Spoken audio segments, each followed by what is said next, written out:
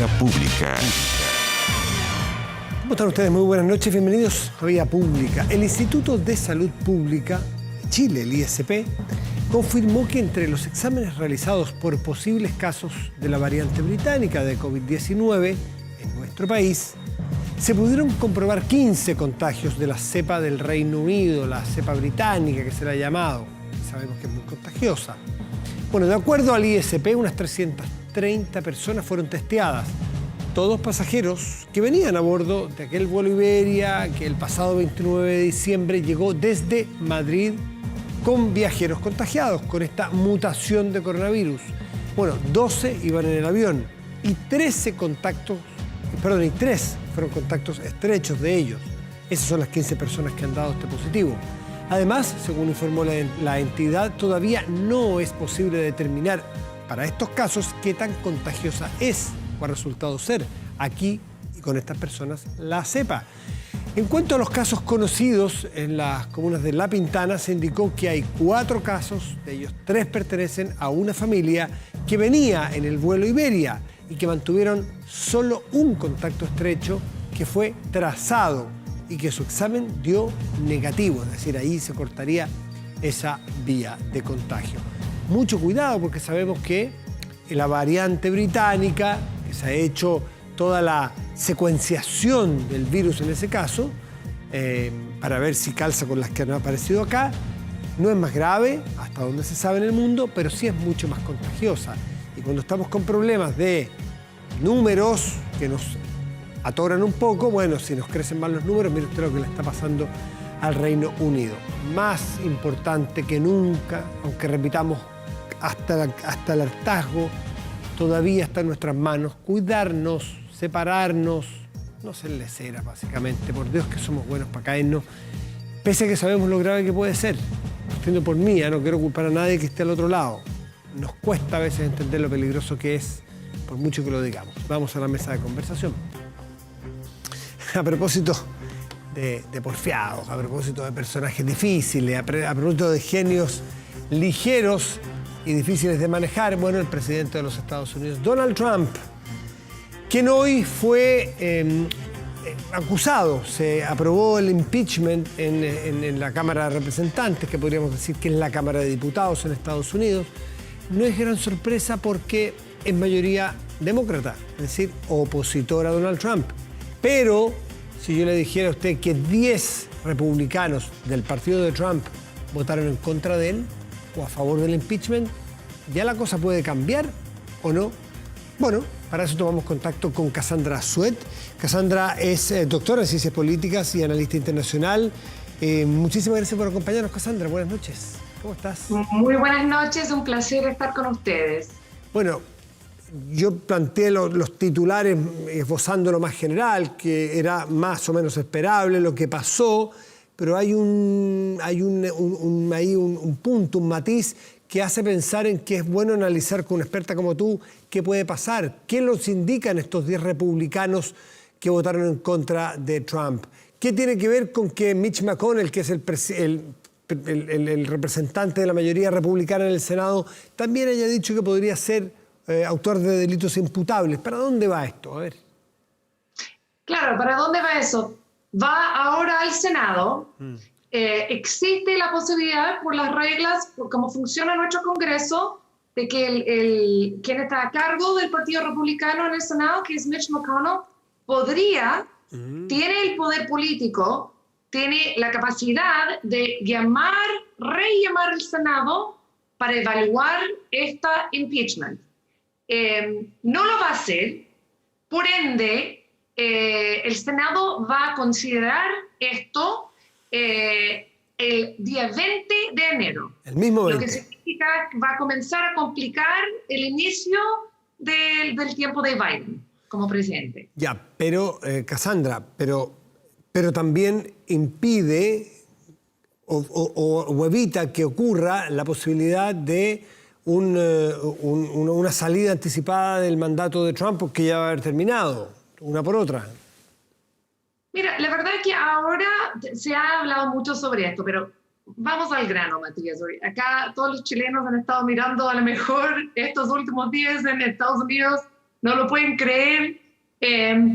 Lo que están intentando en este momento realizar los demócratas es bloquear la posibilidad de que Trump se postula en 2024. Ya, no era sacarlo ahora, era bloquear para adelante.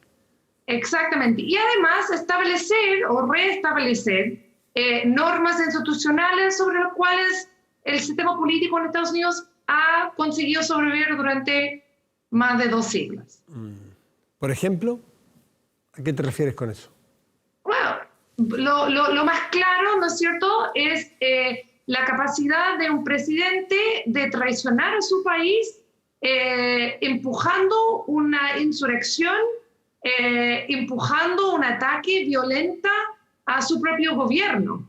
Y la verdad que aunque muchos demócratas han llorado públicamente, han declarado lo extremo que es esa situación, para ser completamente honesta, eso es lo mejor que ha pasado para el Partido Demócrata en mucho tiempo. Porque con la invasión del Capitol, toda la retórica de Trump se hizo real. Y por eso el Partido Demócrata y algunos republicanos podrían sancionar, podrían castigar no solo esas acciones, pero también el legado, el lenguaje racista, lenguaje violentista y lenguaje antidemocrático. Cassandra, esto, cuéntame o trata de analizar qué son para ti exactamente estos 10 votos republicanos en la Cámara de Representantes hoy, afirmando junto con los demócratas este impeachment. ¿Tiene que ver con decisiones de 10 de representantes, decisiones individuales, convicciones individuales, o significan algo más? Claro, si uno pasaba todo el día siguiendo esto, uno escuchaba los múltiples discursos de republicanos durante el día que hicieron un truco bastante interesante. Por un lado, criticaron al presidente, ¿no es cierto? Y dijeron que era terrible sus palabras, sus acciones, y no representaban los valores del Partido Republicano, pero al mismo tiempo dijeron que no era un buen camino para el país votar por impeachment porque iba a resultar en decisiones más profundas. De hecho, su argumento era que el presidente Biden merecía un público, merecía un inicio sin este debate y sin la pelea sobre Donald Trump. Entonces, por eso varios republicanos decidieron no votar a favor de impeachment. Obviamente, historia lo va a mirar con ojos, a lo mejor más críticos a lo que algunos los han visto hoy. Y para los 10 que han votado a favor de su impeachment, lo más interesante es que, obviamente, en el último ronda de impeachment no hubo ninguno que votó a favor. Y ahora, aunque los republicanos han ganado varios escaños en la Casa de Representantes, esta elección fue buenísimo para ellos. Esta elección, obviamente, Donald Trump cayó de poder, pero fue buenísima para los republicanos, especialmente en la Casa de Representantes, y mismo así los demócratas llevaron más republicanos a su lado. Claro, recuperaron escaños los republicanos en la Cámara de Representantes. Pero me refiero a si esos 10 son la facción, pensando futuro, proyectando. Vamos a suponer que Donald Trump va a terminar su mandato el 20, no diremos pacíficamente con los problemas que sabemos, o probablemente como han sido todos los días de Trump, muy movidos, muy dinámicos, pero va a poder terminar su mandato. Eso es lo que suponemos que va a pasar. Pero estos 10 republicanos que votaron en contra de Donald Trump en la Cámara, ¿son posibles de proyectar como un dolor de cabeza, una oposición dentro del Partido Republicano para las aspiraciones de que Trump se haga del partido cuando ya no sea presidente? Claro, antes del 6 de enero, Matías, la gran división en este país existía adentro del Partido Demócrata, entre el grupo más progresista y el grupo más mediano, más moderado, en el Partido Demócrata. Ahora, con el 6 de enero, la gran batalla es por el corazón del Partido Republicano. Y por un lado, tienes esta nueva ola de representantes, como por ejemplo Liz Cheney, que es hija de Dick Cheney. De Dick Cheney, ¿no es cierto? El ex vicepresidente de Bush. muy reconocida y ella ha seguido sus pasos en ser lo que nosotros llamamos de hawk, de un republicano bastante con una vista del mundo en términos de relaciones internacionales bastante intervencionista, bastante agresiva, y ella con este voto, al votar dentro de los días, es uno de los líderes porque ella es la tercera republicana más poderosa adentro del partido en la Casa de Representantes. Y por tener ella votando por el impeachment, esto demuestra una división interna en el partido que ahora va a surgir de verdad. Y van a haber implicaciones para los republicanos que votaron a favor y van a haber implicaciones para los republicanos que votaron adentro. Pero lo más importante es que ellos ahora va a haber una tremenda pelea sobre quiénes van a ser los líderes actuales del partido. Es interesante, porque del lado de los demócratas sabemos que tienen un líder asegurado por 4 años, asegurado se puede decir, nadie tiene asegurado nada, pero Biden, pero sabemos que la probable siguiente líder debiera ser Kamala Harris u otro, pero Kamala Harris va a estar ahí, ¿no es cierto? En el partido, ahí puede serlo. No es sería... para otra conversación eso, Matías. Claro, está bien, yo no soy quien para decir qué va a ser, pero va a ser una de las probables o aspirantes a ser líder del Partido Demócrata para suceder a Biden. Sin duda, creo que es difícil equivocarse en eso. Pero en el Partido Republicano, después del 6 de enero, bueno, aparecen, yo te podría preguntar por Mike Pence, que es el vicepresidente, que le jugó, para Trump lo traicionó, para Mike Pence respetó la Constitución, pero claramente se distanciaron. Tenemos, no sé, Mitt Romney ya fue candidato y ya probablemente no sé si vaya a encabezar algo. ¿Qué otros personajes emergen? Bueno, tiene ahí la hija de Dick Cheney, que no recuerdo su nombre, pero ¿qué otros líderes emergen para disputarle el liderazgo a Donald Trump en el Partido Republicano? Mira, ahora la gran pelea existe entre Lindsey Graham y Mitch McConnell. Mitch McConnell. Y estos dos señores que trabajan en el Senado, Mitch McConnell ha indicado que no estaría a contra de impeachment. Claro. Lo que quizá puede ser la ruptura mayor de todos estos días. Pero, como es Mitch McConnell, y tiene muchos lados este señor, ha hecho este paso en términos de proceso, es decir, que él no estaría contra de impeachment, pero que no lo va a llevar adelante el Senado antes del 20 de enero. Claro. Entonces, esto es un mensaje bastante mixto y al parecer parece que él está haciendo algo muy histórico, se está rompiendo con el partido. Lindsey Graham, el otro gran líder, está con ese gran peleo con él. Pero al escoger Mitch McConnell de examinar esta propuesta de impeachment el 20 de enero, lo que está realizando es una gran trampa y un gran problema para Biden. Porque Biden, además de empujar su agenda política de temas concretos, él va a buscar la aprobación del Congreso para los que él va a nominar en el gabinete. Entonces, puede ser bastante complicado estas últimas semanas de enero. Bueno, queda muchísimo y nunca, no sé, tú conoces desde adentro, pero uno nunca, al menos aquí desde más lejos, puede decir que no es posible una sorpresa con Donald Trump. Puede ser hoy día, puede ser en un rato más, puede ser mañana en la mañana. Quedan 7 días que para sorpresas, en el caso de Trump, es una enormidad de tiempo. Puede hacer cosas todos los días de aquí al 20 que nos sorprendan. Llamados, acciones. Algunos especulaban con que renunciara. ¿Eso fue así? Yo lo leí en algunos diarios americanos, que podía renunciar para evitar una acusación o un impeachment. ¿Tú lo ves posible?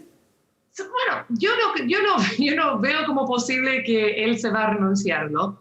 Y tampoco de alguna manera, Matías, voy a ser franca, lo veo como tan extraordinario. Si uno conoce la historia de Estados Unidos y uno ha estudiado, como yo he estudiado mucho la historia de Estados Unidos y sus relaciones internacionales, si uno entiende que después del tiempo de la guerra civil, tuvimos un tiempo que se llamaba reconstrucción y fue 15 años en los cuales el ejército del norte ocupaba el sur de Estados Unidos y más de 1.500 afroamericanos ganaron puestos importantes políticos. 2 senadores al nivel federal del estado de Mississippi, ¿ok?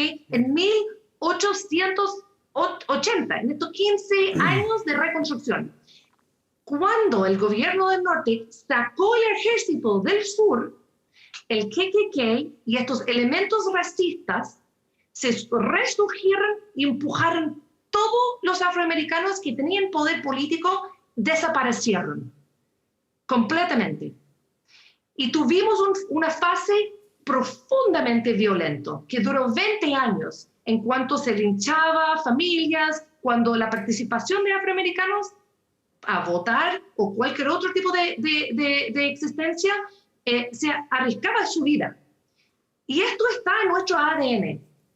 Esto es Estados Unidos. Estados Unidos es una lucha constante interna de racismo y de control y de poder entre el Estado federal y los estados al nivel estatal. Y eso es lo que veamos con Trump. Trump utilizó esta retórica y empujó este mismo tipo de política que vimos en el tiempo post-reconstrucción. Solo que ahora eso es del tiempo post-Obama. Interesante desde aquí. Bueno, no escuchamos con mucha frecuencia un análisis histórico como ese que tú nos estás planteando. Respecto, abusando un poquito de tu tiempo, Cassandra Sweat, estás allí, tú eres experta en estas materias. ¿En qué cambió o en qué podría cambiar la presidencia, o al menos el inicio de la presidencia de Joe Biden, lo que ocurrió en esta fase final o lo que está ocurriendo con Donald Trump? Primero, lo que encuentro interesante de lo que dijiste antes, que Biden tiene 4 años. Lo que pasa es que Biden no tiene 4 años. Biden tiene 2 años. A ver. Y la razón por qué tiene 2 años es que como tenemos elecciones constantes, en 2 años más van a haber un porcentaje importante del Senado que va a tener que reelegirse o no. El Senado tiene elecciones cada 6 años y está dividido en 3. Entonces, como 33% del Senado se va a reelegir en 2 años. Son varios demócratas que van a estar en posiciones bastante difíciles de defender su posición. Entonces, es muy posible que en 2 años más veamos que, de nuevo, los demócratas pierden el Senado. Y cuando los demócratas pierden el Senado, ahí va a terminar todos los programas y todas las políticas que Joe Biden tiene en mente. Entonces, él ahora tiene 2 años, va a tener mayoría en el Senado, pero es una mayoría muy chica. Ya, pero eso, Cassandra, pero eso le pasa, eso que estás narrando tú, le pasa a todos los presidentes de Estados Unidos al partir, que al segundo año tiene elecciones. Por lo tanto, me parece perfecto, obvio e indiscutible tu análisis. Mi pregunta es, con lo que ocurrió el 6 de enero o lo que ha ocurrido en esta recta final de Trump, ¿cambia algo, condiciona algo la administración Biden? Mira, está claro que esto cambia todo. O sea que, de alguna manera, lo que ocurrió en Estados Unidos durante la última semana cambia las relaciones entre los dos partidos, cambia las razones adentro de los partidos, y yo creo que podemos esperar un Biden un poco más agresivo, un poco más ambicioso, un Biden que intenta en estos años empujar reformas reales sobre el sistema de votación en el país, sobre el sistema de salud, para concretizar los avances que realizaron Obama y para empujar su agenda en términos en el mundo, de rehacer las políticas de relaciones con otros países. Pero lo de las políticas externas, yo creo que van a venir los últimos 2 años, cuando posiblemente él no tiene mucha fuerza para realizar grandes plataformas domésticas. Las grandes plataformas domésticas vamos a ver en estos primeros años y van a ver sobre salud, sobre medio ambiente, sobre energía y sobre la economía.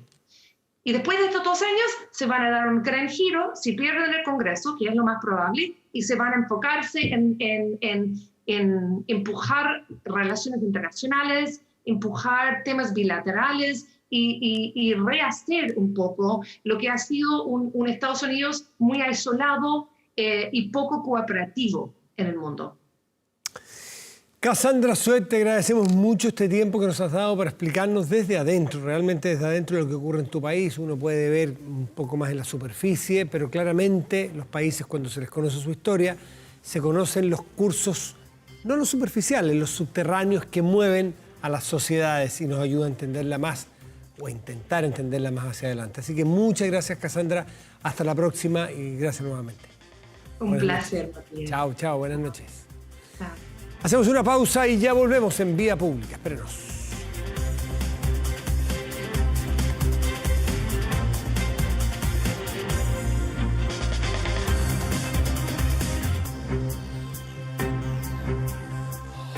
Estamos de vuelta en Vía Pública y hoy día nos ocupa un tema político, netamente político en cuanto a relación de partidos. Y esto es muy importante porque esto configura alianzas, esto configura posibilidades electorales y configura, en el caso de la constituyente, bloques que van a tener que medir fuerzas allí. Sobre todo para la constituyente, donde sabemos que es muy importante los bloques que cada sector tiene y cómo va a ser capaz de poder conversar con otros que no estén en sus propios bloques para conseguir los famosos 2/3. Lo que uno narra, sencillamente, los hechos son que la oposición no consiguió la unidad. Hay varias oposiciones, eso no es novedad, pero no lo lograron ni siquiera para poder hacer una lista electoral, unirse, dejar al lado por un momento sus diferencias y unirse para enfrentar al electorado. El oficialismo o la derecha sí lo logró. Y se puede decir la derecha con toda propiedad porque incluso consiguió meter un partido opositor de derecha, opositor al gobierno de Sebastián Piñera desde la derecha, el de José Antonio Kast, meterlo en una alianza. Algunos dirán con forceps, algunos dirán que es peor el remedio que la enfermedad, lo que ustedes quieran, pero el caso es que la derecha se muestra unida, la oposición se muestra más desunida. Eso es en teoría, porque la noche del lunes se vencieron los plazos para inscribir candidatos y amanecimos el martes con una noticia de que había quedado firmado, sí, la alianza está, pero con una tensión enorme, con renuncias y todo tiene que ver con una candidatura del partido de José Antonio Kast, justamente en el distrito 10. Esto es una explicación somera a lo que pasó, pero lo tienen que explicar sus actores, sus protagonistas, los que están adentro viendo cómo se negocia. Sebastián Torrealba es diputado de Renovación Nacional, le agradecemos mucho que esté con nosotros esta noche y que nos cuente cómo está el animus societatis dentro de esta alianza que habían descorchado champaña prácticamente y mirando al frente diciendo, ustedes no son capaces de unirse, nosotros sí. ¿Vale la pena unirse como se unieron? Hola Matías, ¿cómo estás? Buenas noches. Mira, yo creo que nosotros en el 99,9% de los casos logramos unirnos y concretamos una alianza que está inscrita. Sin perjuicio de eso, hubo una candidatura en específico que se inscribió a última hora, en donde nadie supo cómo se inscribió esa candidatura y que finalmente hoy día genera muchos roces y resquemores, porque cuando se inició el proceso de negociación con José Antonio Kast, nosotros dijimos, bueno, queremos ver los nombres, y los nombres que se inscribieron y que están en la prensa por lo demás, son nombres que los analizamos y que eran bastante razonables, incluso ex militantes de RN, ex militantes de la UDI, que iban por republicanos, pero que nos parecían buenas personas y gente razonable que podía aportar al debate.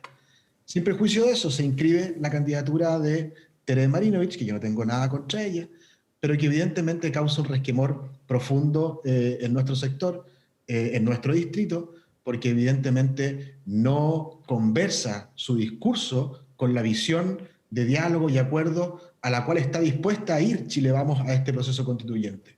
Y además lamentamos profundamente que Silvia Izaguirre, a quien nos costó mucho convencer para que se sumara a este proceso, tomara la decisión de hacerse a un lado, y la verdad es que hoy día, dada esa situación en específico, tenemos evidentemente un problema y eso no hay que... Ahora el punto es que José Antonio Kast entra en un cupo de RN de tu partido, no entra en un cupo que era republicano, para la gente no tiene por qué saberlo, pero ese es un distrito que tiene 8 candidaturas, 7 cupos, ¿no es cierto? Siempre se pone en N+1. N+1, sí. 8 candidaturas. Originalmente eran 3 de RN, 3 de la UDI, 2 de Bópoli.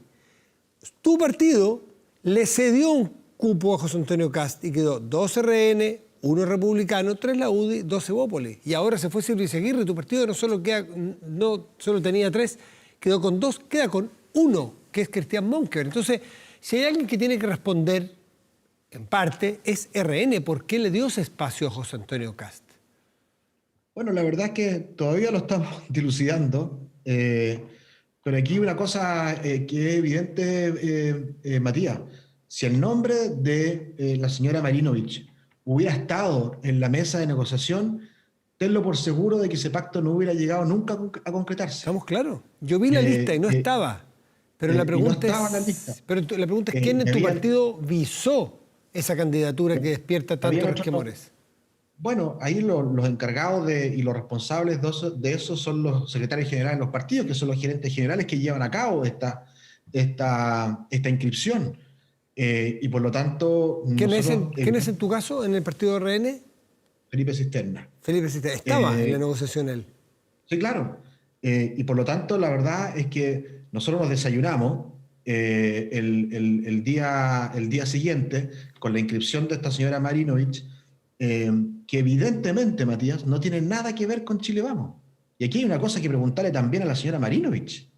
Si ella ha barrido el piso con Chile Vamos, si se ha dedicado durante el último año a denostar al presidente Piñera, hoy día tiene la tupé de ocupar un cupo de Renovación Nacional para participar de un proceso constituyente, la verdad es que es difícil de entender, Matías. Es como que si yo estuviera durante todo el año atacando al Frente Amplio y el día siguiente me inscribo en un cupo del Frente Amplio para el proceso constituyente. No es comprensible. Y por lo tanto, lo que dijimos nosotros hoy día, de que la señora Marinovich tenía que retirar su candidatura, tiene que ver con esa lógica, no es contra ella, sino que es en el fondo, sincerar una posición. Yo creo, Matías, de que nosotros nos están usando. Y eso, la verdad, es que no puede ser, sobre todo en un distrito que es relevante a nivel nacional, donde probablemente se va a dar muy profundamente la discusión constitucional. Ahí se eligen 7 constituyentes y entiendo que ustedes aspiran a 3, como mucho. Eso es Ese distrito, Matías, hoy día tiene 8 diputados. De los 8 diputados, nosotros tenemos 4. Y tenemos 4 porque un candidato del Frente Amplio, que fue Giorgio Jackson, que sacó muchos votos, arrastró a varios de la lista. Y por lo tanto, nosotros también teníamos la ambición de sacar de 3 a 4 constituyentes. Todavía la tenemos. Es que hay uno menos. Recuerda que se perdió uno, como en muchos distritos, por la cuota de pueblos originarios. Pero hay una cosa que yo podría preguntarle a Tere Marinovich en algún momento o a José Antonio Kast por qué hizo lo que hizo. Pero yo tengo que preguntarte por qué RN hizo lo que hizo, que alega tanto. Yo he escuchado a mucha gente que dice, pero ¿por qué lloran ahora? Porque ustedes se inscribieron con José Antonio Kast y esto es una jugada muy posible, plausible a José Antonio Kast. La verdad que extrañarse porque ponga a Tere Marinovich no es tan raro, pues. Es como que el entrenador de la selección chilena cite a Arturo Vidal, no es tan raro. Si citara a un yugoslavo, a un checo, claro, es raro, pero si está citando a un chileno, entonces Tere Marinovich calza todo el rato con José Antonio Kast. El problema es ustedes por qué se juntan con José Antonio Kast y después alegan. Sí, pero haciendo la analogía futbolera. El futbolístico, sí. Tere Marinovich es como si hubiera sido un argentino que haya jugado por las inferiores y por lo tanto está inhabilitado para jugar en la selección chilena. Perdón, es que déjame rebatirte con argumento.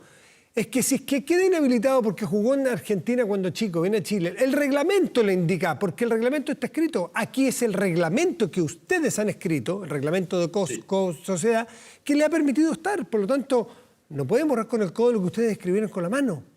Sí, pero aquí lo que pasó, Matías, es muy simple.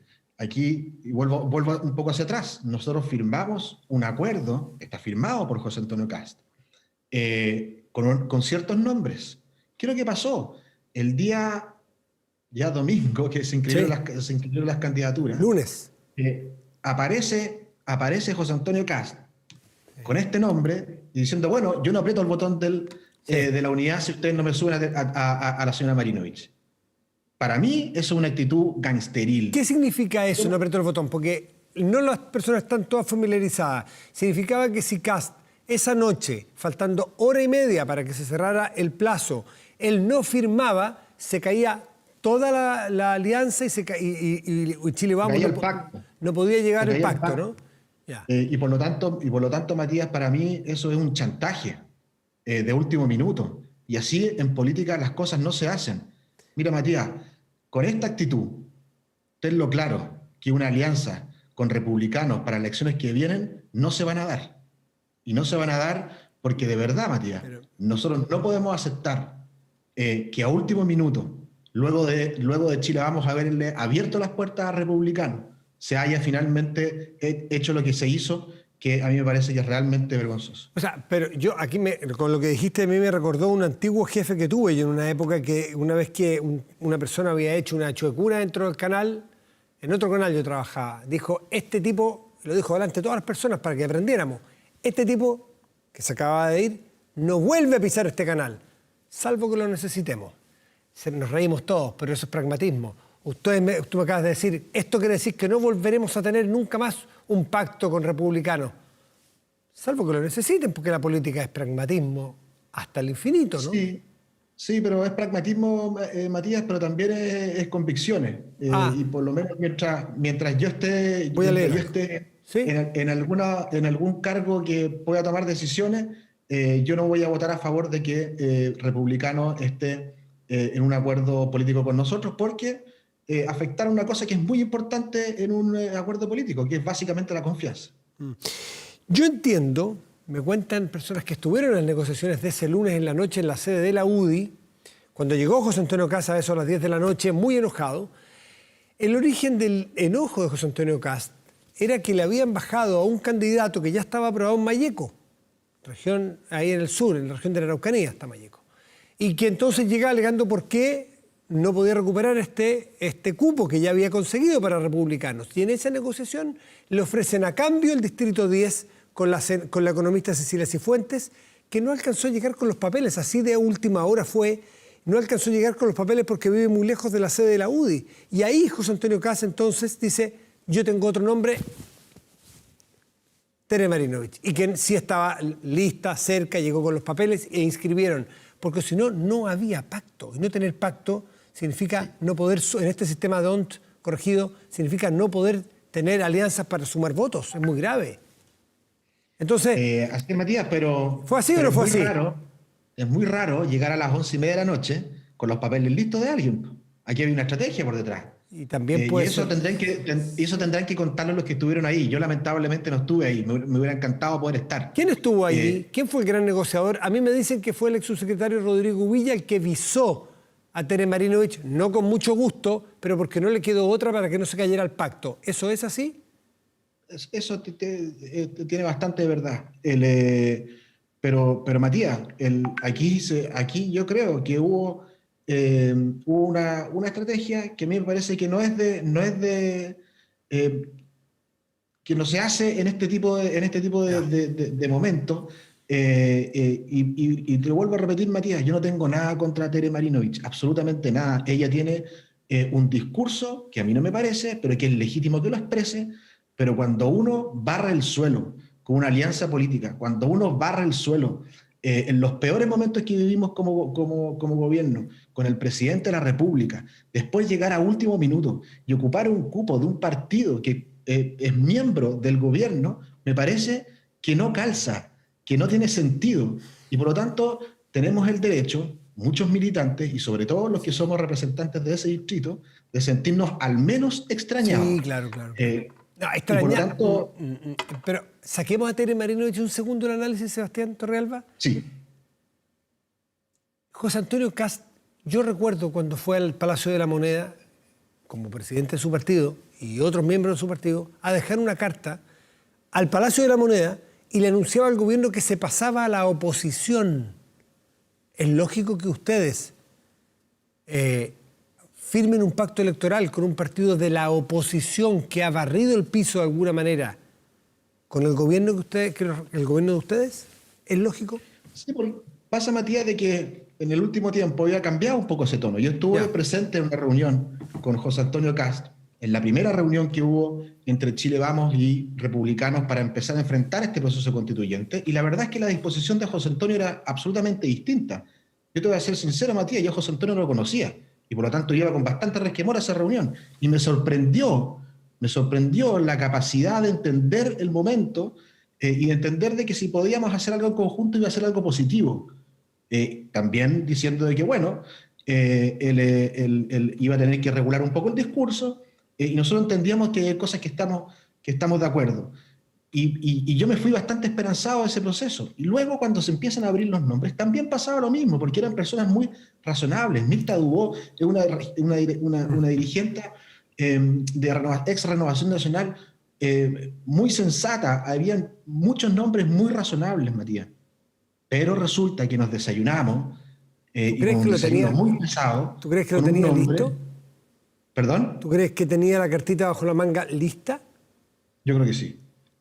¿Y lo de Cecilia Cifuentes, que fue un farol, diría un español?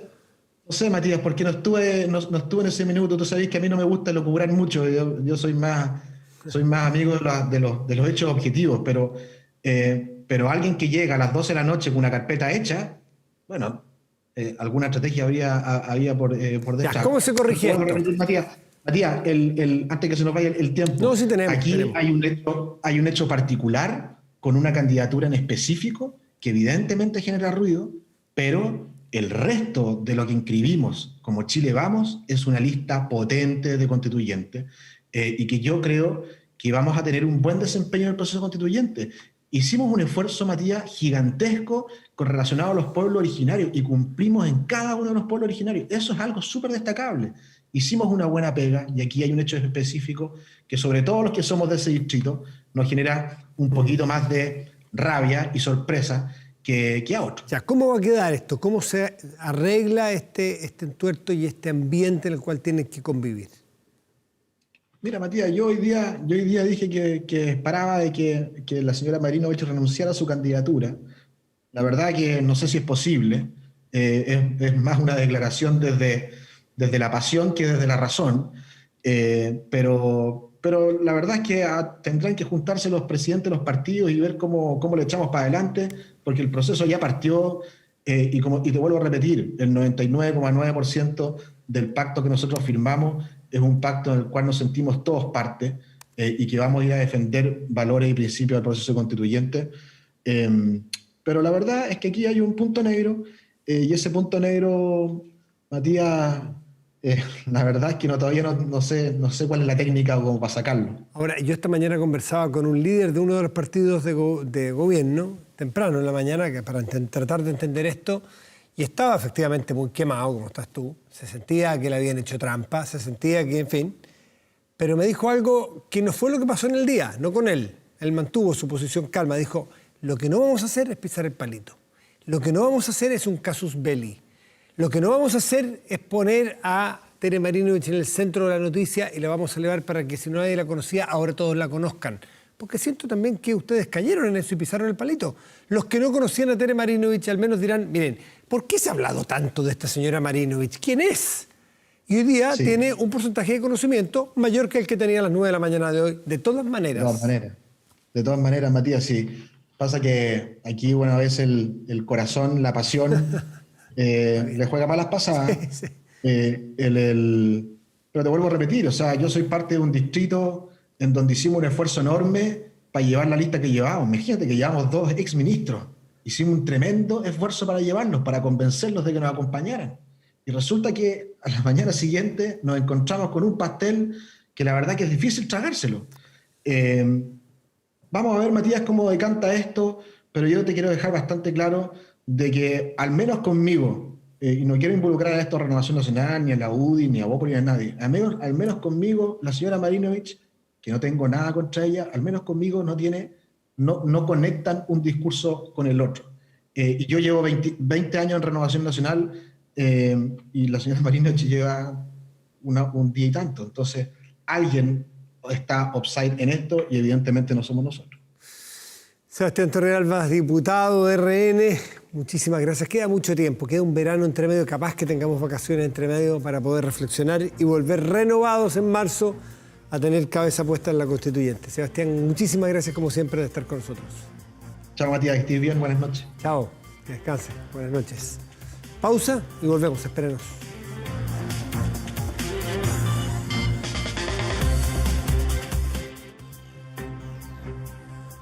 ¿Aumenta la delincuencia? No grave robos. Evítelos con Tepillé, la empresa líder en seguridad preventiva. con monitoreo de cámaras de seguridad y audio disuasivo en tiempo real. Tepillé protege 24/7 su empresa y también su hogar. No sea usted la próxima víctima y contrátelos en tepillé.cl. Vamos a la pantalla grande de nuestro estudio y revisamos los contenidos noticiosos de nuestro portal 24horas.cl.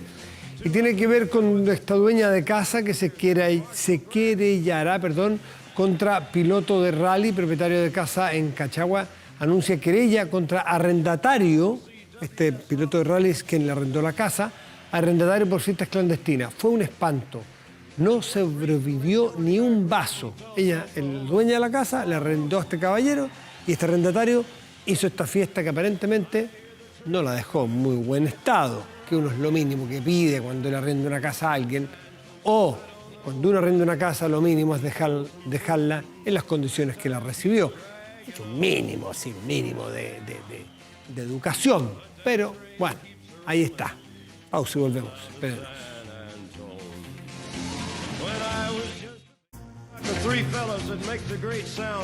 Estamos de vuelta aquí en Vía Pública y vamos a revisar de inmediato la temperatura que hay en este momento en la región metropolitana. 18 grados con 7 décimas, está despejado. Para mañana y pasado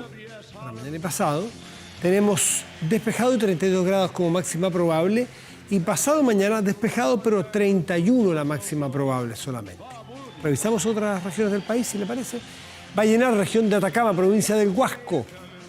Máxima probable 26 grados para mañana y estará el cielo parcial. La Ligua, región de Valparaíso, estará despejado y una máxima probable de 28 grados. Solemos recordar en día como hoy, vinculado a artistas, pero es un artista especial. Un día como hoy, pero en 1968, ¿no es cierto? Son 53 años, el cantante y compositor estadounidense Johnny Cash cantaba su álbum At Folsom Prison frente a más de 2.000 reclusos en la prisión estatal de Folsom. Desde que publicó la canción en 1955, la leyenda del country tenía el anhelo de grabarla en la cárcel del mismo nombre, Folsom. Sueño que se cumpliría 13 años después. La idea se llevó a cabo mediante 2 conciertos realizados el mismo día. En la grabación participaron artistas como June Carter o Carl Perkins. El álbum incluyó 15 temas del primer concierto y 2 del segundo, convirtiéndose en todo un éxito y revelación de la música en esos años. Johnny Cash en The Folsom Prison. Con ello despedimos Vía Pública hoy. Muy buenas noches y gracias por venir.